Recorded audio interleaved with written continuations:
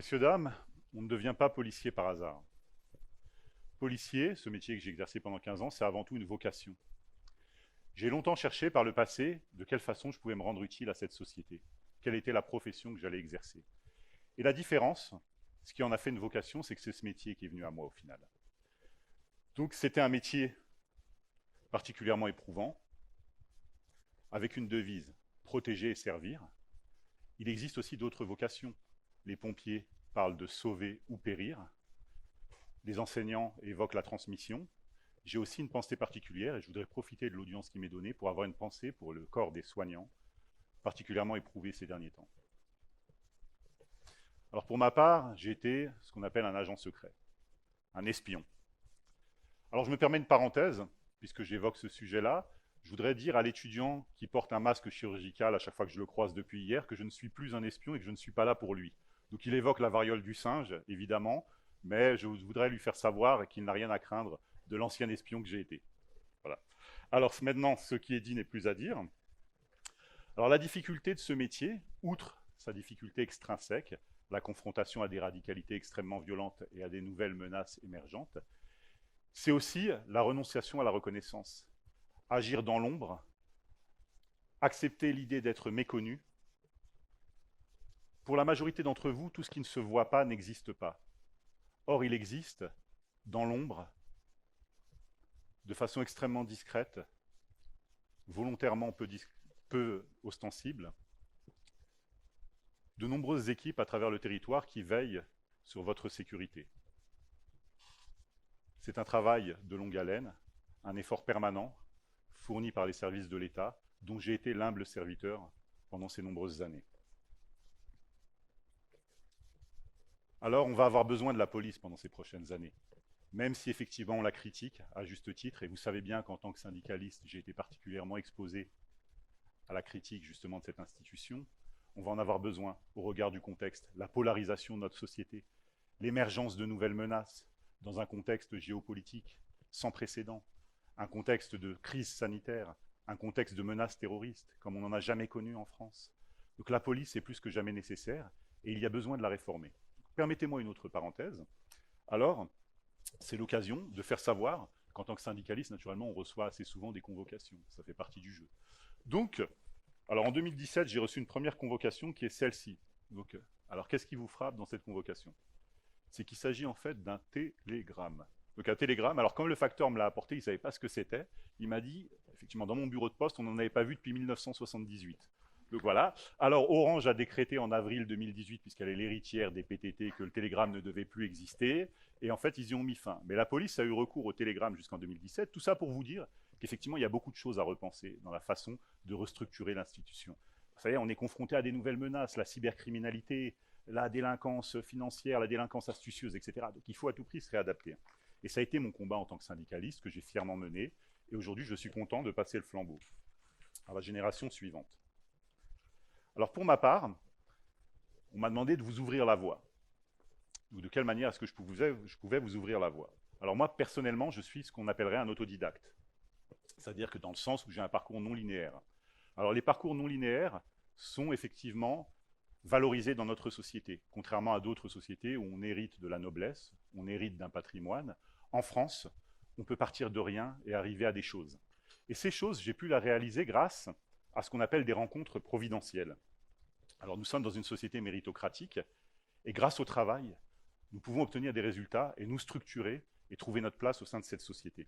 Alors, moi je suis né d'une famille ouvrière, d'origine immigrée, j'ai grandi dans un quartier sensible, à Goussainville, j'ai été scolarisé dans une zone d'éducation prioritaire, tout me prédestinait davantage à devenir un voyou plutôt qu'un policier, plutôt qu'un fervent défenseur de la nation.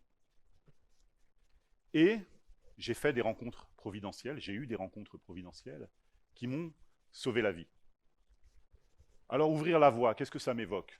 Après mon service militaire, parce qu'il fut une époque effectivement où tous les Français se mélangeaient pour servir la nation quelques mois durant, j'ai par la suite pris l'initiative d'aller en vacances à Bourg-Saint-Maurice avec 2 chasseurs alpins pour affronter la montagne. Donc, très orgueilleux, très viril, on a décidé de monter sur 700 mètres de dénivelé avec une neige poudreuse, 20, peut-être 30 cm. Et eux m'ont laissé passer. Ils m'ont demandé d'ouvrir la voie, de faire la trace, pour ceux qui connaissent. Donc naturellement, j'ai commencé debout, fier, et j'ai fini à quatre pattes, complètement essoufflé.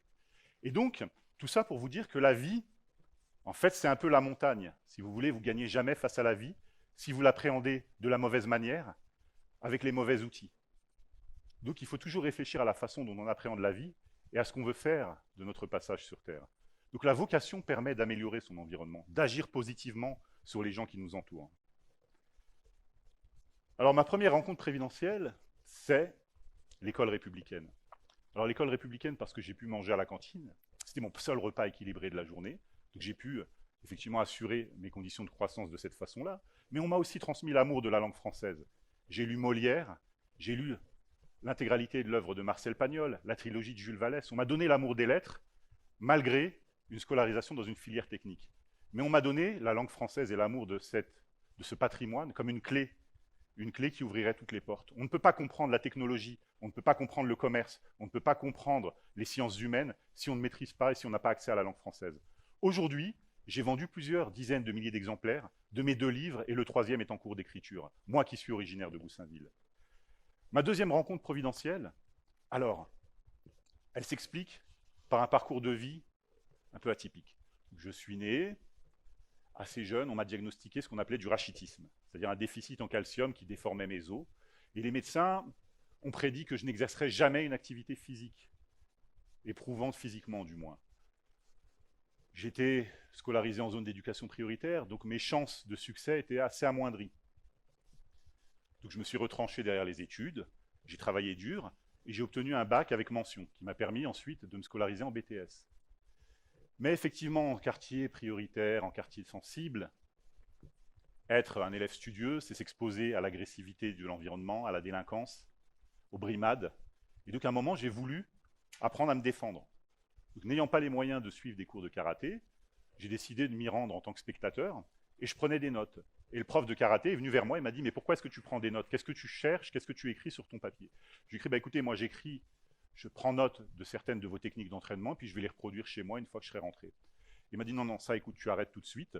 Viens lundi, on te trouvera un kimono, tu vas t'entraîner chez moi gratuitement, je te demande rien en échange, si ce n'est la ponctualité, l'assiduité et le sérieux, l'investissement dans ton entraînement. » Donc j'ai fini ceinture noire première dan, et j'ai étudié 4 ans en STAPS, à la fac des sports. Donc voilà. Ensuite, alors, BTS, service militaire, 2 ans, 4 ans de STAPS. Je suis toujours sur le marché de l'emploi. Ma compagne est enceinte, on attend notre premier enfant. Et je me pose la question de savoir comment est-ce que je vais l'éduquer dans ce monde. Ce monde est extrêmement agressif, à tous les niveaux. Violence institutionnelle, violence physique, individualisme. J'essaye de trouver ma place. Et à ce moment-là, je me rends à l'université, une fête étudiante, et on a un mécène de l'université qui vient. Il me dit, moi je gère des entreprises, je suis un investisseur, et j'ai entre autres une SS2I qui fonctionne assez bien. On produit des logiciels, des applications, etc. à destination de différentes collectivités. Tu m'as l'air d'être quelqu'un de bien, j'aimerais t'aider, est-ce qu'on peut discuter d'une éventuelle embauche? Qu'est-ce que tu sais faire? Je lui explique mon parcours, BTS électronique, fac des sports, etc. Il m'arrête tout de suite en me disant, bon, je peux rien en faire, pourquoi? Parce que moi, je ne suis pas, entre guillemets, mon entreprise n'a pas de vocation sociale. Mon but, c'est de gagner de l'argent. Si j'investis 1 euro pour te rémunérer, il faut que j'ai la garantie que tu puisses m'en rapporter au minimum 3. Sinon, je ne le ferai pas. Je n'ai aucune raison de le faire. Qu'est-ce que vous voulez répondre à ça? J'étais forcément d'accord avec lui. Il m'a dit, bon écoute, 28 ans, et vous le savez mieux que moi ici à l'école des mines, il m'a dit 28 ans, c'est pas un jeune diplômé sans expérience. Les salariés de 28 ans que j'ai, ce sont des ingénieurs qui ont été diplômés à 23 ans et qui ont 5 ans d'expérience. À ton niveau, tu ne pourras pas concurrencer ces gens-là. Passe un concours administratif, prof, autre, regarde la liste des concours administratifs et essaye de faire carrière dans l'administration. Donc effectivement, c'est ce que j'ai fait en rentrant chez moi, j'étais bouleversé. Puis j'ai vu effectivement qu'il y avait un recrutement au niveau des forces de police. Donc un concours tous les 3 mois, une volonté, puisqu'on était pendant la crise des banlieues de 2005 à Clichy-sous-Bois, une volonté de l'État de s'ouvrir à un public diversifié pour renforcer les effectifs de police. Et donc je passe le concours de police. Niveau bac, environ 15 de moyenne générale sur le concours, donc admis à la première tentative. J'entre en école de police, non sans péripéties. C'est un peu difficile de dormir dans des chambrées, de se remettre à réviser, de courir infiniment et inlassablement autour du stade. J'y vais. Je passe mon année de scolarité. Je suis affecté en sécurité publique dans le 93. Et là, tout de suite, on repère un niveau de compétence chez moi qui m'autorise à être affecté au bout d'un an aux renseignements généraux. Donc, je suis affecté à la lutte antiterroriste. Je protège un président de la République, Nicolas Sarkozy, occasionnellement Dominique de Villepin, Premier ministre. Je suis présent au moment des attentats de Charlie sur la scène de crime, au Stade de France le 13 novembre 2015. Ce sont des échecs pour nous, mais on a aussi, et pour des raisons évidentes de confidentialité, je ne pourrais pas les détailler ici, mais on a aussi eu des succès sur la lutte antiterroriste. On a réussi à sauver des vies. Donc, quelque part, ça a été un parcours totalement improbable. Et il a été rendu possible grâce à ces rencontres providentielles. Alors il faut savoir qu'à mon tour, je me sentais redevable vis-à-vis de ces gens-là, mais ces gens-là n'avaient pas besoin de moi. Donc la meilleure façon pour moi d'être redevable envers ce qui m'avait été accordé, c'était d'essayer de le retransmettre. Alors malgré moi et sans le savoir, j'ai été aussi une personne providentielle pour des gens. Et je l'ai su après. Par exemple, au moment où j'avais été désigné pour faire visiter le commissariat de Bobigny à des collégiens, parce que vous savez, des fois, il y a des classes découvertes, on va visiter les institutions, etc. 10 ans plus tard, je me rends à la DGSI, donc la Direction Générale de la Sécurité Intérieure, pour un rendez-vous professionnel. Et il y a un jeune à l'accueil qui me dit « Salut, comment tu vas ?» Donc moi, bon, premier réflexe, je me dis « Mais c'est qui celui-là ?» Il se permet de me tutoyer, d'où il sort. Alors il retire sa casquette, parce qu'il était en tenue, il était affecté à la sécurité du bâtiment, et il me dit « Tu me reconnais pas ?» Je lui dis « Bah non, je ne sais pas qui tu es. » Et en fait, il me dit « Effectivement, c'est normal, j'ai 10 ans de plus que la dernière fois qu'on s'est rencontrés. Donc tu m'as fait visiter le commissariat de Bobigny il y a 10 ans, alors que j'étais en classe avec mon collège. Et aujourd'hui, je suis policier à la Direction Générale de la Sécurité Intérieure. » Voilà. Donc il était effectivement d'origine sri-lankaise, il avait une compétence linguistique qui a fait que sa carrière n'a pas cessé d'évoluer depuis. Ensuite, je pense aussi à cette famille iranienne. Alors sur mon premier poste, j'étais affecté à la cité administrative de Bobigny. Il s'agissait de patrouiller, sécuriser les bâtiments administratifs, et il y avait la direction des étrangers. Donc il arrive l'heure que j'attendais, pour laquelle je me hâtais, c'est-à-dire l'heure de la fermeture des bâtiments. Donc à un moment, sur le dernier bâtiment, je vais fermer la porte, et j'aperçois une famille qui attend. Je leur demande ce qu'ils attendent, puisque les guichets sont fermés. Et quand je leur parle, ils sont effrayés. Je suis en tenue, je suis en bleu, je suis grand, je suis imposant. Ils ont peur. Et donc la femme se saisit du bébé, ils sortent, ils obtempèrent tout de suite. Et moi je leur dis non, non, attendez, ils ne parlent pas français, ils parlent anglais. J'essaye de comprendre la situation.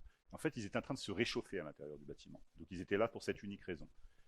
Donc je leur pose la question de leur situation, j'appelle la responsable, on leur demande de nous présenter leurs documents administratifs. Ils avaient ce qu'on appelait un sauf-conduit, donc il s'agissait de réfugiés politiques iraniens. Et ils avaient une attestation de l'OFI, donc de l'Office de l'immigration, qui sommait l'État de les héberger dans les plus brefs délais. Donc on a interprété les documents pour eux, je les ai conduits au centre d'hébergement, et je continue mon travail tranquillement. Et un jour, au commissariat de Bobigny, on me dit « Tiens, je crois qu'on t'appelle, il y a quelqu'un qui t'appelle en bas. » Donc un jeune me parle en français, j'ai un petit doute. En fait, c'est lui. En 2 ans, c'était l'adolescent qui accompagnait la famille. Il a appris le français en 2 ans, il s'inscrit à la fac de droit, et il me dit « J'ai aimé la façon dont vous nous avez permis d'exercer nos droits, et je pense que je vais devenir avocat grâce à vous. » Moi, je suis bouleversé. Alors, je continue ma petite carrière, puis bon, être syndicaliste dans la police, c'est jamais évident. Donc, survient la crise des Gilets jaunes, les attentats terroristes en série, et donc je suis amené à devenir une personne publique et à intervenir dans les médias. Je fais partie d'un syndicat minoritaire, et au fur et à mesure de notre exposition médiatique, notre nombre d'adhérents augmente. On crée une boucle WhatsApp sur laquelle on communique avec nos adhérents, ceux qui ont des difficultés peuvent nous solliciter à tout moment. Puis je finis ma carrière de policier. Il y a un moment où je décide de passer à autre chose. C'est un travail énergivore, c'est un travail profondément éprouvant, et donc je prends la décision d'entamer une seconde carrière dans l'administration. Et au moment où je quitte le groupe WhatsApp en saluant mes collègues, l'un d'eux me dit « Attends, j'ai un truc à te dire. J'avais chez moi mon pistolet dans la bouche et je t'ai entendu parler à la télé. Et je me suis dit qu'une alternative était possible et que la vie valait peut-être la peine d'être vécue. » Donc c'était un message extrêmement lourd à porter. Vous savez, je pèse 110 kilos, j'essaye de perdre du poids. Il m'a rajouté une tonne en une phrase. Voilà. Donc,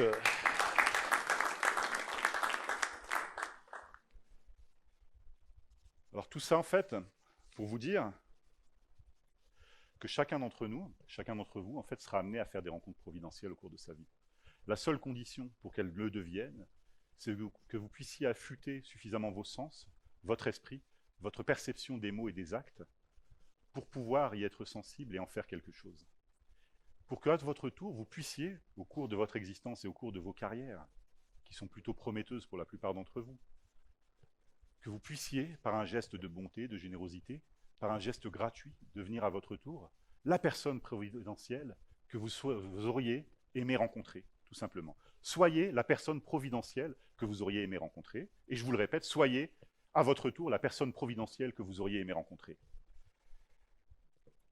Ce qui m'est arrivé peut vous arriver à tous. De la même manière, évidemment, vous serez pour certains amenés à rencontrer des personnes toxiques qui joueront le rôle inverse de celui de personnes providentielles. Il faudra aussi de la même manière apprendre à les identifier et à vous en éloigner. Voilà, alors la clé de cette société, c'est cette générosité qui m'a été octroyée, la clé de tous nos problèmes actuellement où chacun se mure derrière l'individualisme, derrière la recherche de profit. On vit dans une société du profit immédiat où quand on a investi 1 euro, c'est pour en récupérer 2, il n'y a plus rien de gratuit. Mais par des dons symboliques, parfois, vous pouvez sauver des vies. Donc ce qui m'est arrivé peut aussi vous arriver, que vous soyez la personne à rencontrer ou la personne qui rencontrera. Merci à vous.